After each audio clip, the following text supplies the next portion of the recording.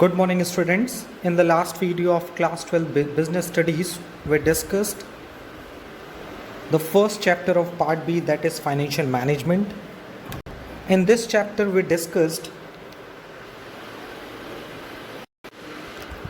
concept of business finance, concept of financial management, definition of financial management.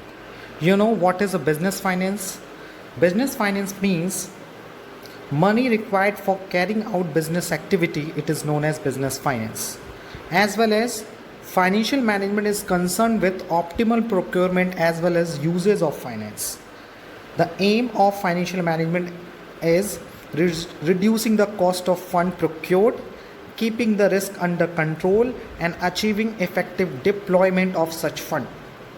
As well as we discussed a lots of duties of financial manager in a business firm.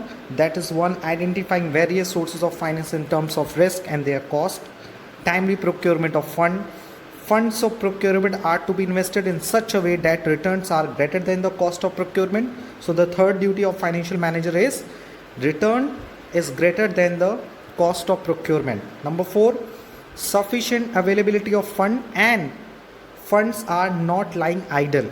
It means fund का utilisation होना चाहिए और sufficient fund business में available होना चाहिए.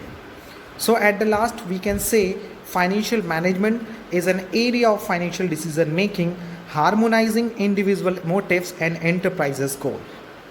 So in the today's video we will move to the next topic of this chapter, that is importance of financial management. The role of financial management cannot be overemphasized since it has a direct bearing on the financial health of a business. Almost all items of financial statement are affected by them. अगर हम financial management की importance की बात करें तो हम ये नहीं कह सकते, हम ये कह सकते हैं सॉरी, और हम ये कहने में अतिशयोक्ति नहीं होगी. ओवर एम्बेसिस का मतलब होता है अतिशयोक्ति. हम कोई बात बढ़ा चढ़ा के नहीं कहेंगे, क्योंकि बिकॉज ऑफ फाइनेंशियल मैनेजमेंट हमारा बिजनेस का जो फाइनेंशियल हेल्थ है वो डायरेक्टली इफेक्ट होता है. अगर एक बिज़नेस का फाइनेंशियल मैनेजमेंट बहुत अच्छा है सो बिज़नेस की फाइनेंशियल हेल्थ भी अच्छी होगी. जैसे अगर हमारे लाइफ स्टाइल का अगर हम बात करें, हमारी लाइफ स्टाइल का जो मैनेजमेंट है वो अच्छा है, टाइम पे प्रॉपर हम उठते हैं, टाइम पे सोते हैं, टाइम पे खाना खाते हैं, टाइम पे एक्टिविटी करते हैं, हाँ, so such kind of things helps to our physical health, हमारे मेंटल एंड फिजिकल हेल्थ को काफ़ी मेंटेन करके रखता है. उसी तरह से बिज़नेस की हेल्थ के लिए, बिज़नेस की फाइनेंशियल हेल्थ के लिए फाइनेंशियल मैनेजमेंट की ज़रूरत होती है. ओके, तो हम लोग अपने टाइम टेबल प्रिपेयर करते हैं, उसके अकॉर्डिंग हम अपना काम डे टू डे का सारा वर्किंग करते हैं. उसी तरह से बिज़नेस को भी मैनेज करने के लिए एक प्रॉपर फाइनेंशियल मैनेजमेंट होना बहुत ज़रूरी है, because financial management have direct influence on the financial health of the business. Almost all items of the financial statement are affected by them, क्योंकि फाइनेंशियल स्टेटमेंट के जितने आइटम्स होते हैं वो फाइनेंशियल मैनेजमेंट उसको कवर करता है और उनके बारे में प्रॉपर स्ट्रैटेजी प्रोवाइड करता है. The first is the size and the composition of fix assets of the business. If you are talking about the financial management, you know very well financial management की help से हम एक proper procurement of fund decide करते हैं कि हमें fund कहाँ से रेज करना है, borrowed फंड रेज करना है कि इक्विटी फंड रेज करना है. As well as we are talking about the investment decision, कि जो प्रोक्योरमेंट ऑफ फंड आया यानी जो फंड आया उसको हमें प्रॉपरली कैसे इन्वेस्ट करना है, how to invest this money to get a higher rate of return, यानी हमें ज़्यादा से ज़्यादा रिटर्न मिले. अब रिटर्न हायर कब मिल सकता है, जब हम उसका अच्छे से इन्वेस्टमेंट करेंगे. सो इन्वेस्टमेंट कहाँ करते हैं, या तो बेसिकली हम लोग day to day operating activity के लिए इन्वेस्टमेंट करते हैं या फिर किसी फिक्स्ड एसेट्स को परचेस करने के लिए करते हैं. So that's why we can say financial management की हेल्प से हम अपने फिक्स एसेट्स यानी बिजनेस की फिक्स एसेट्स के साइज एंड कंपोजिशन को डिसाइड करते हैं. Okay, so decision to invest a sum of ₹500 crore in fix asset would raise the size of fix asset block by this amount. यानी financial management में अगर ये decision लिया गया कि हम 500 करोड़ रुपए का इन्वेस्टमेंट करेंगे फिक्स एसेट्स में, तो कहीं ना कहीं 500 करोड़ रुपए उस एसेट्स में इन्वॉल्व हो गया और एक तरह से वो पैसा ब्लॉक हो गया. So the first importance of financial management is to determine the size and composition of fixed assets. यानी with the help of financial management हम अपने फिक्स एसेट्स की साइज एंड कॉम्पोजिशन डिसाइड करते हैं. What is size? Amount. It mean it can be known as the amount. जैसे हम अपने पैसा अर्न करते हैं, सेविंग से हम अपनी प्रॉपर्टी अरेंज करते हैं, तो हमारी एक तरह से वो साइज़ हो गई कि मेरे पास 1 करोड़ रुपए की प्रॉपर्टी है, 2 करोड़ रुपए की प्रॉपर्टी है, such kind. And composition means the area where are you invested money. जैसे आपने 1 करोड़ रुपए में बाइक खरीद ली, लैंड खरीद ली, बिल्डिंग खरीद ली, प्लांट खरीद लिया, तो such kind of things. So composition means where are you invested and size means how many invested money. Okay, so the next one is quantum of current assets. You know very well what is current assets. Current assets का मतलब होता है all those assets जिसका businessman business करता है, which is known as the working capital. So with the help of financial management we also decide how much money invested in the working capital.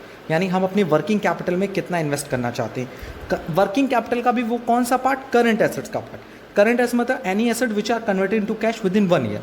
इसमें specially आता है cash. हमें cash के बारे में सोचते हैं, कैश एट बैंक के बारे में सोचते हैं. We are talking about the bills receivable, we are talking about the debtors, we are talking about the goods, how many stocks stored by the business. ये सारे पॉइंट्स पे हम लोग फाइनेंशियल मैनेजमेंट डिस्कस करता है. अगर फाइनेंशियल मैनेजमेंट ने ये डिस्कस किया कि हमें 500 करोड़ रुपए का वर्किंग कैपिटल मेंटेन रखना है, it means current assets maintain रखना है, तो उसमें वो डिसाइड करेगा कि कितना उसे कैश में फॉर्म में मेंटेन रखना है, कितना बैंक के फॉर्म में इन्वेस्ट करना है, कितना उसे एज ए गुड्स अपने पास स्टोर करके रखना है. गुड्स में भी कई क्राइटेरिया है, रॉ मटेरियल है, WIP है, फिनिश्ड प्रोडक्ट है, तो उसे इन सारी चीज़ों की अवेलेबिलिटी होनी चाहिए ताकि बिजनेस की जो वर्किंग है वो कंटिन्यू मोड में रहे, उसमें कोई दिक्कत ना आए. So basically we can say with the help of financial management we decide the size and composition of fixed assets as well as the quantum of current assets. You know, with an increase in the investment in fixed assets there is a commensurate increase in the working capital requirement. Yes, जितना ज़्यादा हम अपनी fix assets increase करेंगे तो fix assets क्यों increase कर रहे हैं? हम प्लांट क्यों खरीद रहे हैं, मशीनरी क्यों खरीद रहे हैं? हम उससे प्रोडक्शन करना चाह रहे हैं. और जितना ज़्यादा हमारे पास मशीनरी होंगी, जितना ज़्यादा हमारे पास प्लांट होगा, प्रोडक्शन भी उतना हमारा एक्सपेक्टेशन ज़्यादा होगा. अब प्रोडक्शन कैसे होगा? विदाउट रॉ मटेरियल प्रोडक्शन हो सकता है? No. So with the help of raw materials आप कहीं ना कहीं अपने मशीनरी को, अपने प्लांट को यूटिलाइज करेंगे. सो दोनों ही कह सकते हैं एक दूसरे के बिना इनकम्प्लीट है. अगर हम सपोज AC परचेस करके ले आए तो हम we are thinking about the कि I have a AC, but AC हवा तब देगा जब आप उसको ऑन करेंगे एंड डे टू डे उसको चलाएंगे. और चलाने के लिए आपको उसके बिजली बिल भरना पड़ेगा, इलेक्ट्रिसिटी बिल भरना पड़ेगा.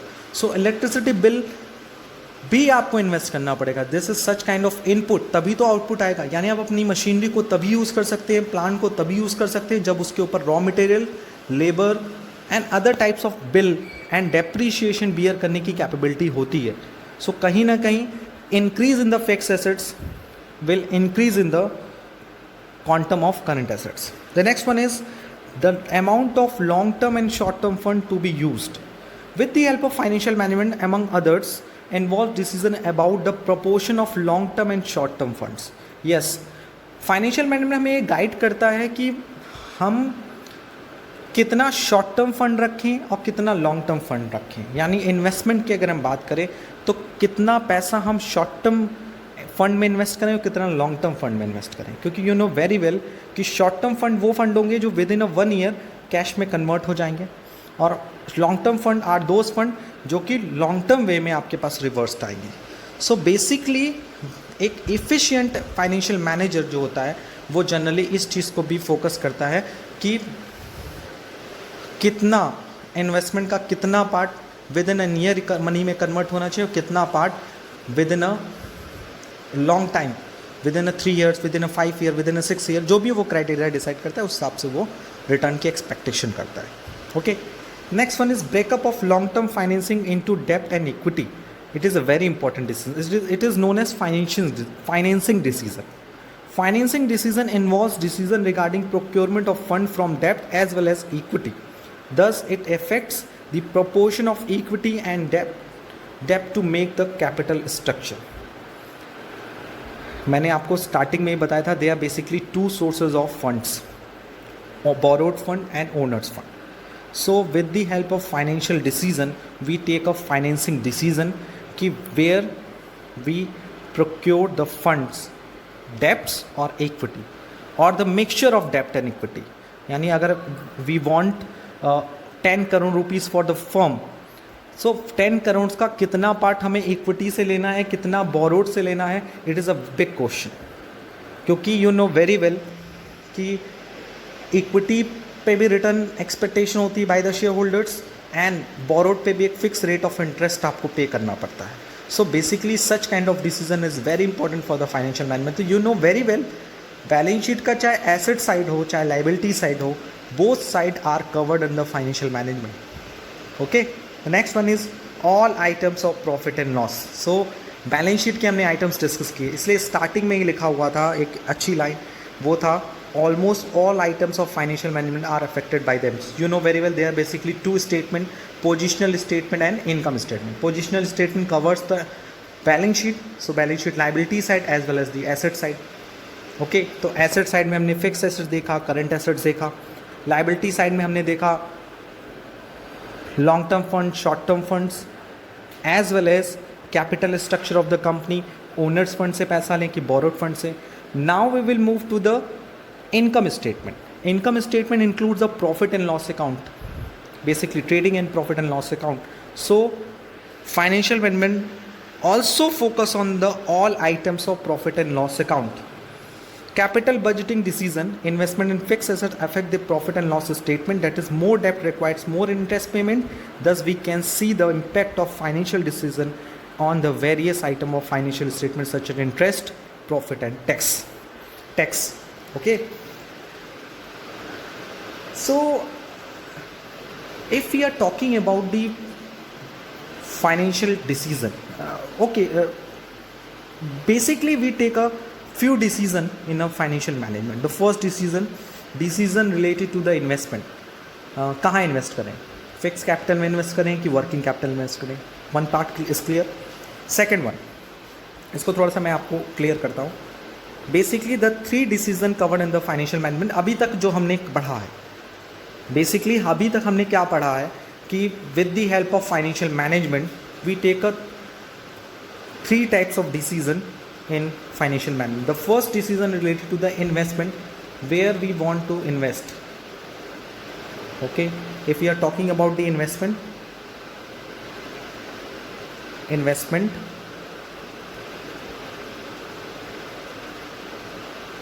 second we are talking about the procurement means arranging of debts, that is financing, कि कहाँ से पैसा आएगा कहाँ से, पैसा इन्वेस्ट कहाँ करना है. And third one is talking about the dividend.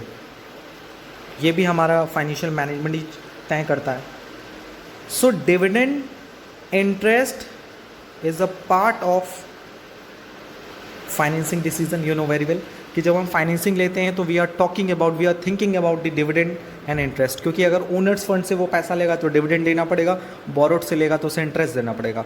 और जिसे कहते हैं hybrid security, that is preference share, तो उस पर वो डिविडेंड ही पे करता है क्योंकि उसमें दोनों की क्वालिटीज़ होती हैं, फिक्स रेट ऑफ डिविडेंड होता है. सो उस पर उतना डीप नहीं जाना है. Basically we are talking about in the last video we discussed already in the 2 types of decision included in the financial management. First, पैसा आएगा कहाँ से. सेकेंड, पैसा जाएगा कहाँ से. अब पैसा आएगा तो हमें उस पर इंटरेस्ट देना पड़ेगा. पैसा आएगा, डिविडेंड देना पड़ेगा. प्रॉफिट कमाएंगे हम, उस पर क्या देना पड़ेगा सर, उस पर तो हमें वो देना पड़ेगा, क्या बोलते हैं उसको, टैक्स देना पड़ेगा. Okay, the next one we are talking about the investment में अगर हम फिक्स कैपिटल में इन्वेस्ट करते हैं सो हमें अपनी फिक्स एसेट्स का क्या पे करना पड़ेगा. फिक्स एसेट्स का सर आपको पे करना पड़ेगा डेप्रिसिएशन. अगर हम रेंट पे मशीनरी लेते हैं तो क्या पे करना पड़ेगा, रेंट लेंगे, लीज देंगे, रॉयल्टी देना पड़ेगा. Such kind of item is related to the profit and loss account. यही मैं बात समझाना चाह रहा था कि if we are focus on the items appeared in the balance sheet, so हम automatic we also covered also focus on the all the items of profit and loss account. जैसा इसमें एक एडजस्टमेंट दिया है कि अगर हम फिक्स एसेट्स में इन्वेस्टमेंट करते हैं तो एंड लॉसेस अकाउंट में भी इफेक्ट करता है, क्योंकि अगर हम जितना ज़्यादा डेप्ट लेंगे उतना ज़्यादा हमें इंटरेस्ट देना पड़ेगा और फिक्स एसेट्स पे हमें डेप्रिशिएशन बियर करना पड़ेगा. And depreciation is also part of profit and loss account. So हम कई तरह के interest, profit and tax provide करते हैं. सो बेसिकली आई होप कि जब भी आप इम्पोर्टेंस ऑफ फाइनेंशियल मैनेजमेंट के बारे में डिस्कस करेंगे, the importance of financial management covered all items of financial statement. The first one, size and composition of fixed assets, quantum of current assets, the amount of long term and short term fund to be used, breakup of long term financing into debt and equity, all items of profit and loss account. Okay, now we will move to the next topic of this chapter, that is objectives of financial management. So there are basically two main objective of financial management, that is a primary objective and secondary objective. So ask for you the question for you, how many objective of financial management? So two, primary and secondary. What is the primary objective of financial management? Let's discuss it. The primary aim of financial management is to maximize the shareholder fund. What is the primary objective of financial management? Maximize shareholder wealth. This is because a company's fund belongs to shareholder and the manner in which they are invested and the return earned by them determine their market value and price. The market price of equity share increases if benefits from decision exceed the cost involved.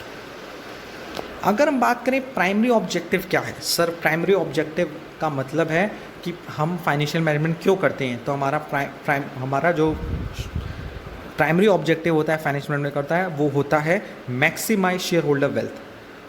How we maximise the shareholder fund? Shareholder fund wealth का मतलब क्या है? The assets acquired by shareholders. और shareholder की assets क्या होती है? Shares. Yes. सो अगर हम शेयर से जो पैसा मिल रहा है, अगर उस पैसे पे उसकी मार्केट वैल्यू में इंक्रीज कर दें, उसकी प्राइस इंक्रीज कर दें, सो जाहिर सी बात है कि उसकी डिमांड इंक्रीज़ होगी. हम इसको एक ऐसे समझाते हैं, हमारा ऑब्जेक्टिव है maximise shareholder wealth. How we maximise the shareholder fund? तो जो कंपनी का जो शेयर है, शेयर तब होगा जब उसका रिटर्न हाई होगा. जब यू नो वेरी वेल किसी भी शेयर का रिटर्न हाई होता है सो उसकी मार्केट में डिमांड बढ़ती है, और जब डिमांड बढ़ती है तो यू नो वेरी वेल कि उसका प्राइस बढ़ता है, और जब प्राइस बढ़ता है तो जाहिर सी बात है शेयर की जब प्राइस बढ़ रही है so it is a maximise shareholder wealth.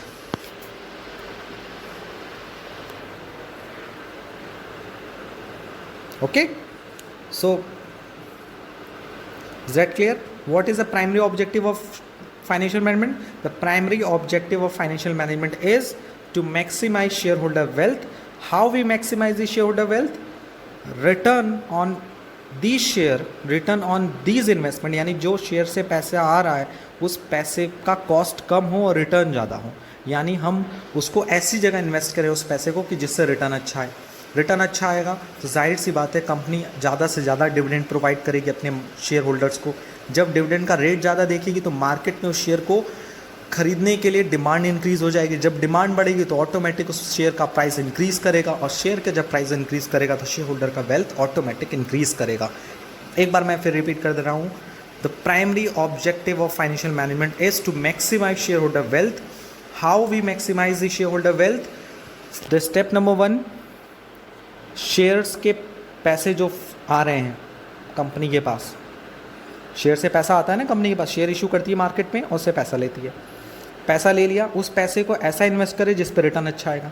जब रिटर्न अच्छा आएगा तो उस रिटर्न पे जो फ़ायदा आ रहा है उस फ़ायदे को वो क्या देगी? As a dividend बांटेगी.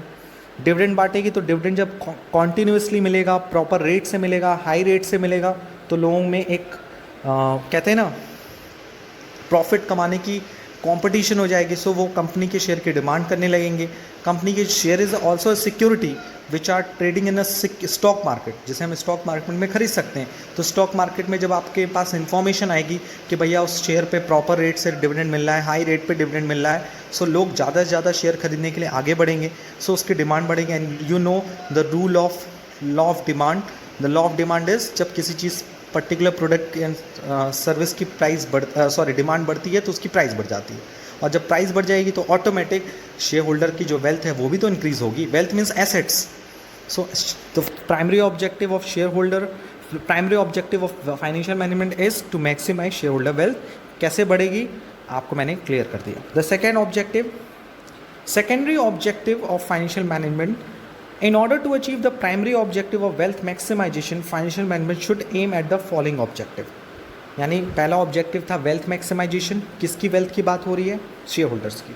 Secondary objective of financial management is first profit maximisation, that is effective utilisation of fund.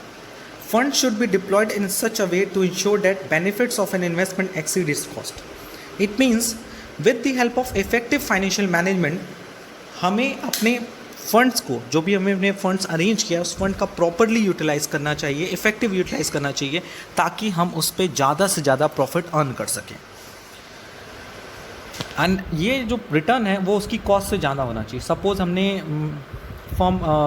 Fund rays किया at the rate of 5% rate of interest पे, और हम उसको रिटर्न उसको इन्वेस्ट कर रहे हैं, उसमें मुझे 10% रेट ऑफ रिटर्न मिल रहा है, सो 5% हम कहीं ना कहीं प्रॉफिट अर्न कर रहे हैं। सो प्रॉफिट मैक्सिमाइज होना चाहिए। और प्रॉफिट मैक्सिमाइज कब होगा?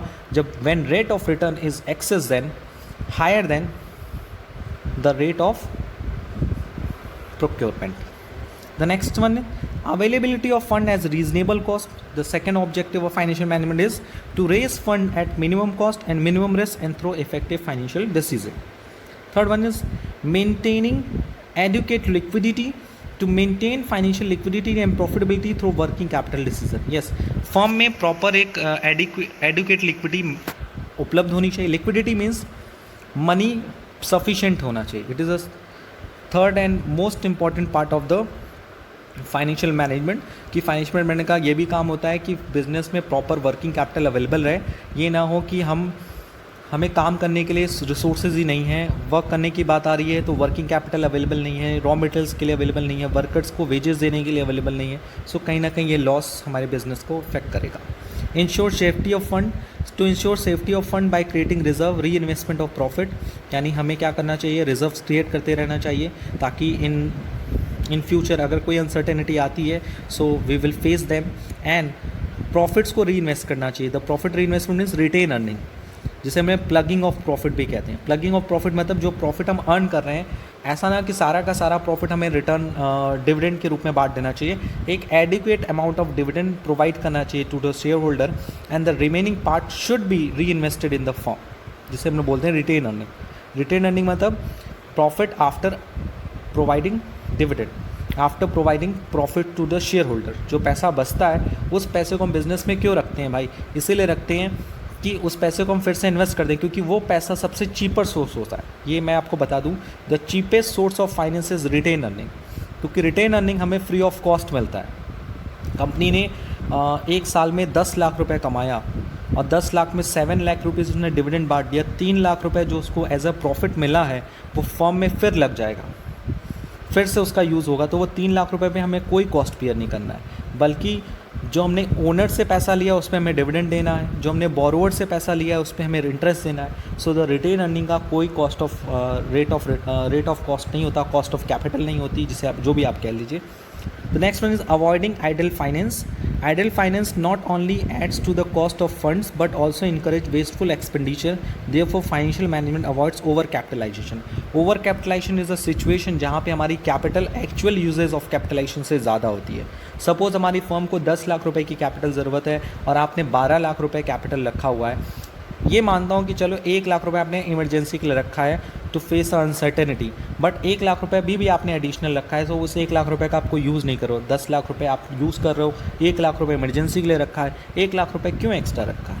तो वो एक आइडल फंड ही है, आप उसे बेफालतू का कॉस्ट भी बियर कर रहे हो, क्योंकि आपको रेट ऑफ रिटर्न तो देना ही देना है, जिससे आपने वो पैसा लिया उसको पे तो रिटर्न देना ही देना है। तो मैं बेसिकली ये बताना चाहता हूँ, I can say, I want to से कि सबसे इम्पॉर्टेंट पार्ट, अब मैं इसको समराइज़ कर रहा हूँ ताकि ये और ईजी हो जाएगा, it is very very easy for you. There are basically two objective of financial management. The first objective is objective is of financial management is maximum shareholder fund, shareholder wealth. How we maximize the shareholder wealth? The step one,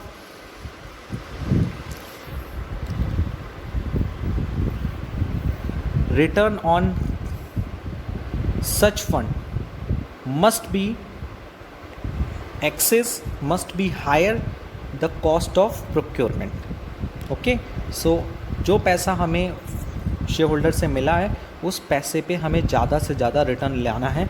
वो कैसे लाना है ये आपके ऊपर है, वो उसका प्रॉपर यूटिलाइजेशन करके। सेकंड, जब उस प्रॉपर आप उस पर डिविडेंड पे करेंगे, पे अ regular dividend, pay a higher rate of dividend, जिसे कह सकते हैं adequate rate of dividend provide करना चाहिए शेयर होल्डर को। सो मार्केट में उस शेयर की डिमांड बढ़ेगी, when the demand of the share will be increased, so the price of the share will also increase, and thereafter it is called maximum shareholder wealth. The secondary objective of financial management, the first one is profit maximization. Profit maximization means जो हमारे पास procurement हैं, जो हमारे पास funds available हैं, उसको proper utilise करें। Utilise करने का मीन्स कि उस पर हमारा रेट ऑफ रिटर्न ज़्यादा हो। अगर हमें 1 लाख रुपए मिला है at the rate of 5% rate cost पे अवेलेबल हो पाया है, और अगर हम उसको इन्वेस्ट करके उस पर 10% का रेट ऑफ रिटर्न अर्न कर रहे हैं, तो 5% is a profit. So profit जितनी मैक्सिमाइज होगी उतना हमारे लिए फ़ायदा होगा और उतना ही हम रिटर्न भी दे पाएंगे। देखो, इसका मतलब सेकेंडरी ऑब्जेक्टिव का कहीं ना कहीं कनेक्शन प्राइमरी ऑब्जेक्टिव से है। सो हम आपको ये बता दें कि primary objective is the most important objective of the financial management, and all the secondary objective totally focus on the primary objective, क्योंकि profit maximization होगा तभी हम proper rate of dividend भी provide कर पाएंगे। availability of fund is reasonable cost, यानी जो fund available हो ये एडुकेट कॉस्ट पे अवेलेबल हो, मनमाने कॉस्ट पे अवेलेबल ना हो, तो ये भी फ़ायदा आपको देखने को मिलेगा। Okay, third, maintaining adequate liquidity. अगर आप एडिक्वेट लिक्विडिटी मेंटेन रखेंगे फर्म में, तो आपकी वर्किंग कैपिटल अवेलेबल रहेगी, तो आपकी ऑपरेटिंग एक्टिविटीज़ में कोई दिक्कत नहीं होगी। There is no hindrance in the operating activity of the business. Ensure safety of fund if you maintain a regular reserve and proper utilise the retain earning of the firm, that is a plugging of profit, reinvestment of the profit. So it will create a secure atmosphere in the organization, as well as avoiding idle finance, which helps to reduce the overcapitalization. The excess capital will not be held by the company and meet over cost, excess cost in comparison to the rate of return. So they are basically few objective of financial management. So in the today's video we discussed the two important part of financial management. The first one is importance of financial management, and second objective of financial management. So at the end of today's video, first of all we introduce the new topic for you. In the next video we will discuss in the next video, that is financial decision. When we are talking about the financial management, there are basically 3 types of decision included in the financial management. The first one is investment decision, second one is a financing decision, and third one is a dividend decision. So next video में हम लोग इस decision के बारे में detail study करेंगे. I hope today we cleared all the doubts related to this topics. Apart from this, if you have any kinds of doubt related to this topics, please ask me in the online classes as well as in the WhatsApp group. Before completing the today's video, आप ये structure अपनी copy में note कर लीजिए. It is a very important structure for you. Related to the financial decision. Next video में हम आपको इसके बारे में कंप्लीट डिस्क्रिप्शन प्रोवाइड करेंगे और आप अपनी तरफ से भी थोड़ा मोड़ा पढ़ लीजिएगा ताकि और इजी हो जाएगा ये पूरे कॉन्सेप्ट को समझने में। सो आज के लिए इतना ही। Thank you, thanks a lot.